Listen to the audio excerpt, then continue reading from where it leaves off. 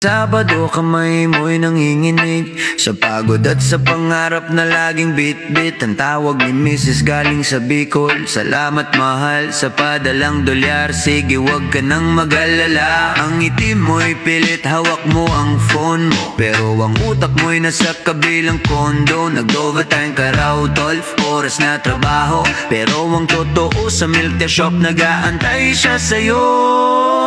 Ang visa mo'y walking visa, pangalis sa hirap, pero yan din ang access mo sa lihim na yakap. Ang remittance ay pambili ng bigas at gamot, pero yan din ang barya sa kasinungalingan mong paulit-ulit. Oo tita, sa pamilya out of touch, nasa sumpaan. Ang iba pa ay lihim na relasyong walang katapusan. Sino ang totoong biktima? Sino ang totoong mahal? Sa Taiwan may kabit, sa Pinas may altar. Ang profile picture mo kasama ang iyong anak, caption para sa inyo ang lahat ng hirap. Pero ang story mo sa close friends at sa Viber ay holding hands sa night market, hindi factory worker. Mag-iisang taon na, mansarin nyo na pala ang birthday ng anak mo, date nyo sa Wenshan Tea Plantation. Lahat ng excuse mo'y galing sa trabaho at pagod, habang yung isa dyan ang nagpupuno ng pagod.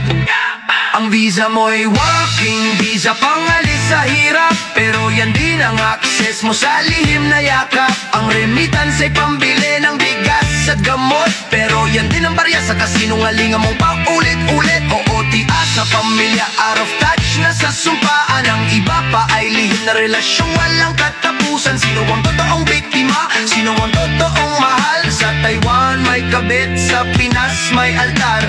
TWD, Taiwan dollar, o USD, US dollar. Ano ba ang mas mahalaga? Ang pera ba o ang pamilya na lumuluha? Darating ang araw, matatapos ang kontrata. Sino ang sasalubong sa'yo? Sino ang mag-antay sa naaya?